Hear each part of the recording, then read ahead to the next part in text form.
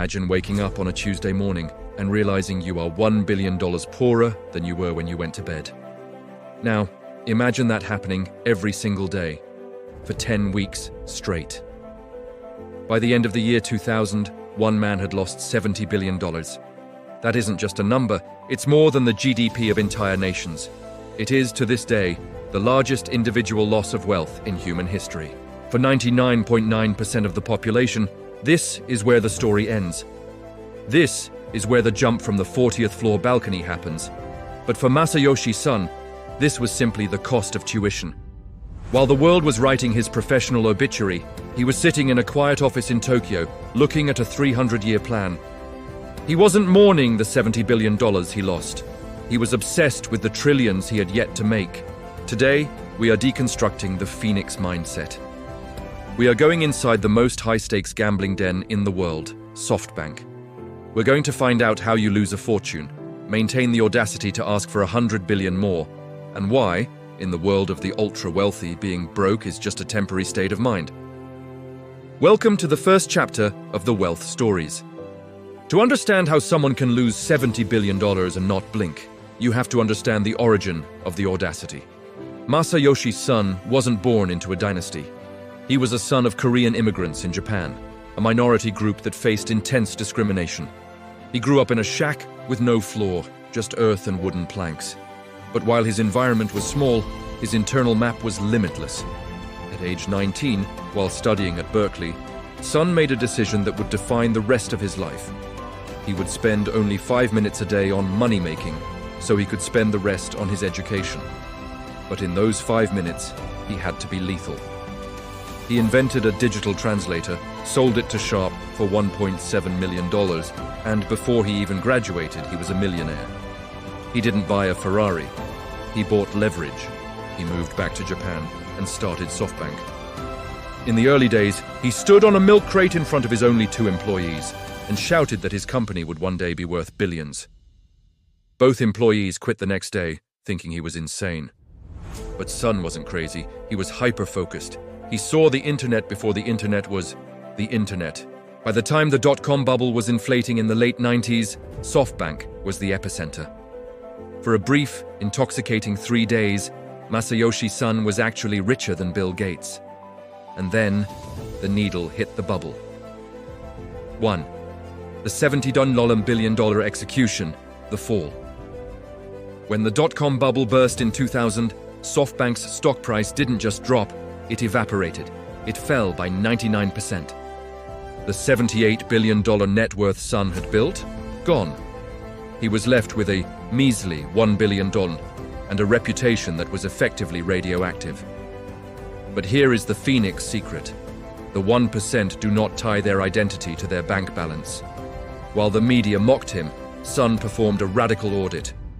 He realized that even in the rubble, he still held a 20% stake in a tiny, struggling Chinese e-commerce company called Alibaba. Even the 5-minute bet, the seed of resurrection. In 2000, Son had met a former English teacher named Jack Ma. Ma had no business plan, no revenue, and a weird idea about a Chinese marketplace. Son listened to him for exactly 5 minutes. He didn't look at the spreadsheets, he looked at the eyes of the founder. He invested $20 million. 14 years later, when Alibaba went public, that $20 million turned into $60 billion. It is widely considered the greatest venture capital investment in history. This single move proved that you don't need 1,000 wins. You need one asymmetric bet, where the upside is infinite and the downside is just the capital you put in. 3. The Vision Fund and the 300-year horizon. After the Alibaba win, Son didn't play it safe. He doubled down. He created the $100 billion Vision Fund. This was a move so aggressive it terrified Wall Street. He wasn't just investing in companies. He was trying to buy the future. From Uber to WeWork, from ARM to NVIDIA. Son started pouring billions into anything that touched artificial intelligence. Why? Because he operates on a 300-year plan. Most CEOs look at the next quarter. The Phoenix looks at the next century.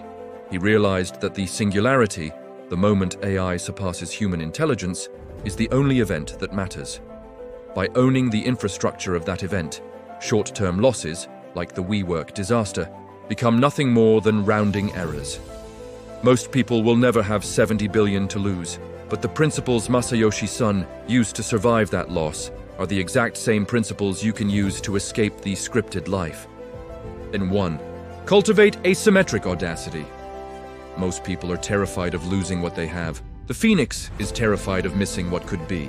Start looking for bets where your downside is capped. You only lose your time or a set amount of money, but your upside is uncapped. This could be content creation, code, or niche investments. 2.